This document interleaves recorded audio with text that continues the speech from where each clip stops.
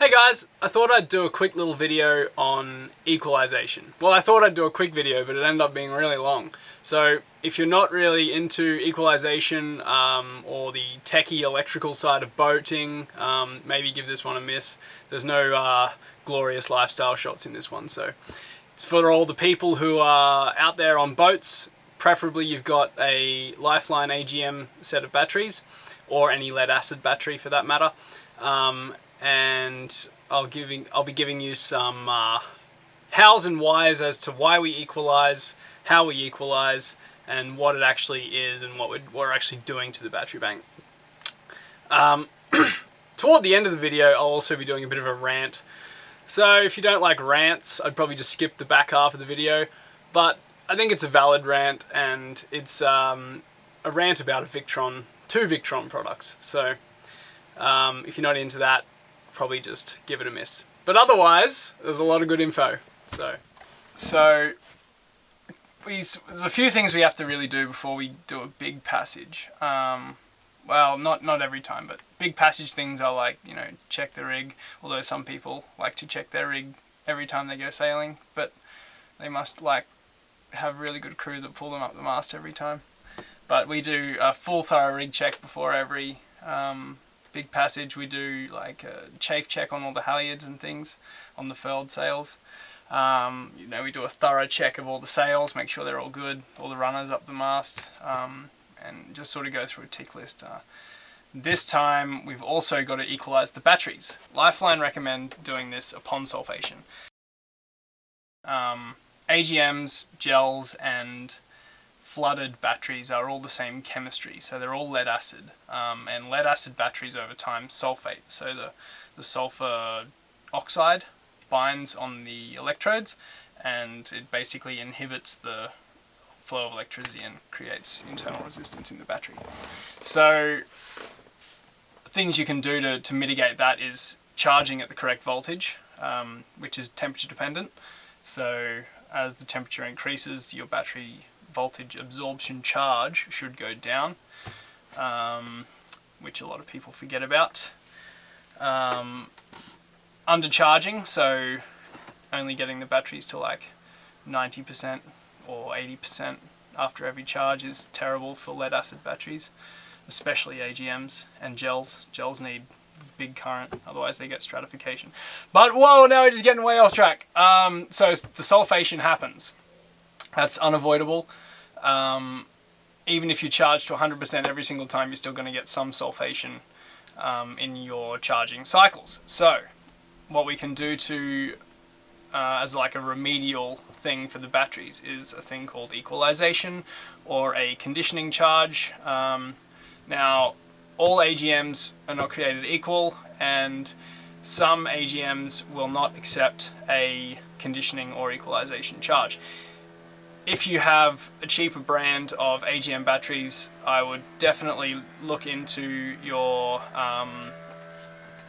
the manual that the engineers have made for the battery type, and just check and make sure if they recommend equalizing. If they don't, then do it at your own risk. So Lifeline recommend doing this upon sulfation, and ours are probably not that bad, but we like to do it every 6 months just as a cautionary thing, and because we're doing a big passage, I estimate our batteries are probably at 60 to 70% capacity, so we have usable about 600 amp hours at the moment. So we have a capacity of 600 amp hours, which means that we've only got like 300 usable, because you can only discharge 50% with a lead acid battery.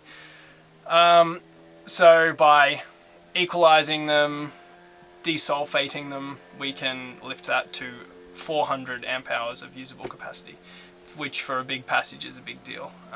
You're running instruments and radars and autopilots and AIS units and stuff pretty much constantly for a week. So the solar on the back works great if it's sunny, but if it's not, then you can run out in a few days. So we're going to equalize. So last night I did a preliminary charge. So we jumped on a dock and basically charged the batteries until they're 100%. So not when your battery management system says they're 100%. What you want to achieve is when the tail-off current going into the batteries, so the amps going into the batteries, is at 0.5% of the capacity, the rated capacity of your bank. So, for example, a 400 amp hour battery bank, rated capacity, so what you should have, you should see 2 amps at whatever your absorption voltage is. For example, 14.3 at 23 degrees Celsius. Or 14.1 at 30 degrees Celsius. Very important. So that's when they're at 100%. For us, we see 4 amps going in, and I know that the batteries are at 100%, and then, you know, in the next hour, they'll probably flick back to float, and then they'll sit at float, and then I know that that's the preliminary charge done. I know they're as full as they can possibly get. So once that's done, you know, you can do that with, if you've got a nice bright sunny day, you can do it with solar or wind gen or whatever. Just go to the dock and plug her in. Once that's done, you need to basically initiate the equalization charge. Now it's going to be different with every charger, so I'm not going to tell you how I do it with mine, but basically you need to look through the manual on your charger. It should have an equalization or a conditioning charge setting that you can activate, and then this needs to happen for a long period of time. So you need to put in 15.5 to 16 volts of voltage, and it's a constant voltage, and that needs to happen for between 6 and 8 hours. So, and that's going to basically just break up all of the sulfation on the electrodes and inside the battery and get that chemistry back to I've got a good diagram. I'll attach the diagram. Now those examples are for Lifeline AGMs, which a lot of people do have, and a lot of people sort of either love them or hate them. I think they're pretty good. Another thing you need to keep in mind is venting the area. So I'll just get Claire to jump in there. Just jump in and I'll keep talking. Actually, I'll go in. Come through. I'll go in. Oh. So I've got 2 multimeters because your multimeter is only as accurate as it thinks it is. So it's handy to have 2 so you can double check. Mine's actually out. My good one is out. It's like 0.1 or 0.2 volts DC above true, like what the actual voltage is, which is a bit of a pain in the ass, but it's handy to have 2. So yeah, so you want to get all of the battery box opened up so that you get ventilation. These are little vent spots, and if you look above us you can see that that's just venting straight out into the open air. So okay, so I'll also mention another thing. When you're equalizing, make sure all of your other electronics are turned off. The higher voltage can cause damage to electrical goods. So I've got the fridge and the freezer turned off. We were running one fan because it's just a simple motor, there should be no problems there. But like things with PCBs, so like LED lighting, susceptible to voltages around 16 volts, so make sure no one uses lights.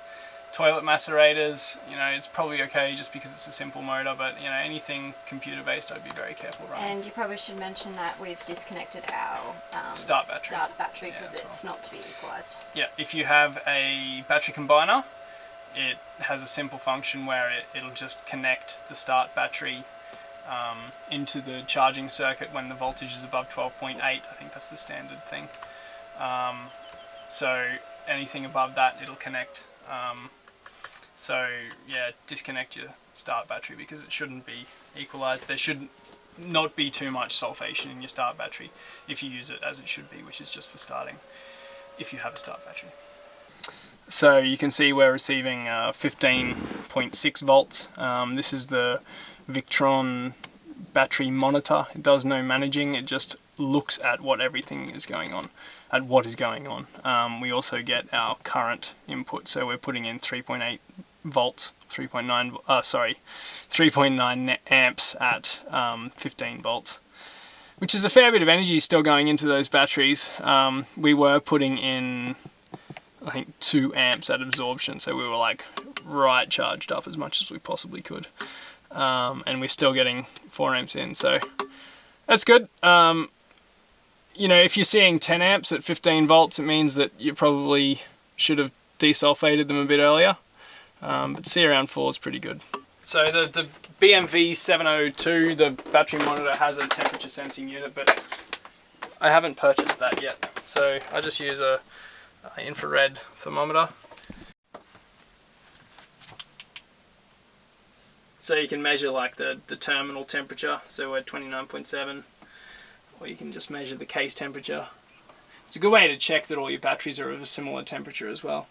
I've also got these nice vent holes that I can hit the laser with when everything's back together and just see what the battery temperature is. Like our solar, that one's 0.1 degree higher than the rest, but that's fine. The solar regulator, the Victron solar regulator, I am extremely unhappy with. Oh no, am I getting a rant now? If you want to rant, but basically it's got all these automated algorithms to try and make it smart, like automatic temperature compensation, and what else has it got? It's got move that way. Yeah, it's got automatic temperature compensation, and it's supposed to use that to derate the voltage as the temperature increases, but you know, you're putting 40 amps through this regulator, and it's got this little heatsink on the back, and it's just sensing the cabinet temperature that it's sitting in to try and work out battery temperature. And you're pumping 40 amps through this thing, and in the middle of the day, so it's like the cabinet temperature is like 20 degrees higher than ambient. So it's basically useless.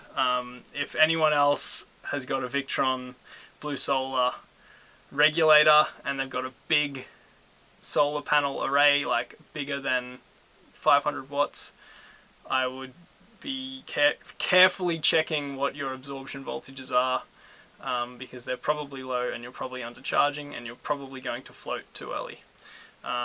Also, it has an absorption time setting, which is okay because, you know, leaving your batteries at absorption voltage for a long period of time can be harmful, but undercharging is also harmful. So basically you need to work off whatever the manufacturer is telling you. For us, Lifeline say 0.5% of your rated capacity is 100% charge.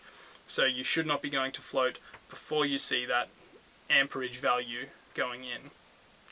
So a standard situation is that you charge through the day, and your battery, your charge voltage will go up as the internal resistance of the battery comes up, and the higher voltage will mitigate the higher internal resistance, and so it'll keep putting as much current in as it can until it gets to your set voltage, which is what they call an absorption voltage, and then it'll be at that voltage until it thinks it's full. Now, the regulator says it's using absorption time, so it'll get up to the absorption voltage, and then it says, all right, if the battery was at 80%, I'm going to charge this battery for, 3 hours at absorption voltage. Now, there's big flaws with this, because it's relying on the voltage that it's seeing on the charge wires. This is getting pretty technical, which has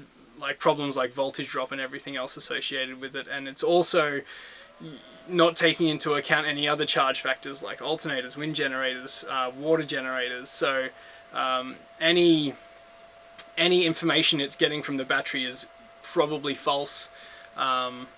So the moral of the story is check your tail off current, because that is key to charging your batteries correctly. How do you check your tail off current? With ours, we have a shunt that goes from the negative of the battery bank, so literally the battery bank, negative of the battery bank, to a shunt, which is just a current meter. It measures amps.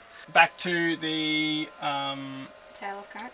Tail off current. So we have a Victron battery monitor. It doesn't actually have any relays or contactors. It doesn't control anything. It doesn't have any safety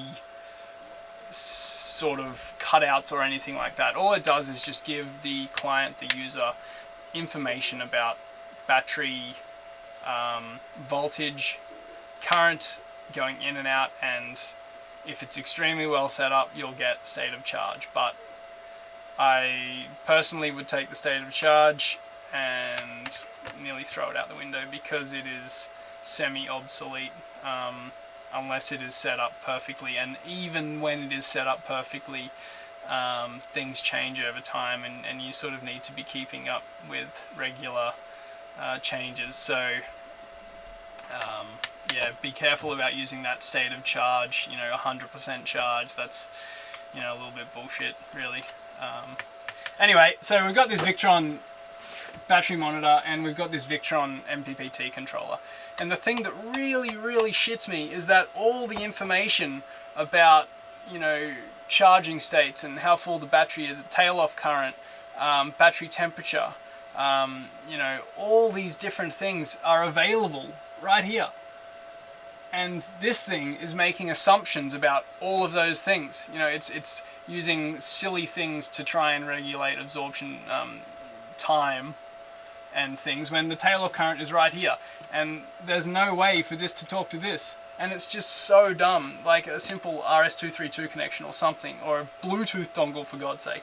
Now, I sent an email to Victron about this a year ago, because I think it's pretty ridiculous. And I guess most end users don't really care, or maybe don't know, or I know a few people who have got the same issues with it as me. But basically, Victron need to either have a voltage sensing wire which is dedicated to voltage sensing on their MPPT controllers, or sell the BMV 700 or 702, depending on which one you get, as a additional charge to the MPPT controller, because it's not a complete thing. Really, it's not a complete thing without knowing the tail of current, knowing battery temperature, and lots of things like that. So, what is the point of even having the MPPT? The MPPT controller just converts the solar power into boat electricity at a certain voltage. And it does a good job. It does a good job. It does convert a lot of the solar energy into boat energy through multi-point power tracking. Multi-point power tracking, which is the MPPT solar regulators, and they're really good, and they do a good job, and we quite often see 40 amps flowing through this puppy. So it's doing its job, but the voltage drop at 40 amps is substantial, and trying to control the absorption charge when you've got that much voltage drop is a pain in the ass, and all it needs is a voltage sensing wire. But anyway, rant over. Equalizing all of the batteries, and we're going to be fully chooched up, fully set for when we leave Vanuatu for a 1,200 nautical mile two-handed passage back to Australia, possibly via the Chesterfield Reefs. So that'll be fun. Thank you, Master Electrician Jesse Wells. Have you got any other questions? Do I have any other questions? Can you stop scratching my nav desk? Yes.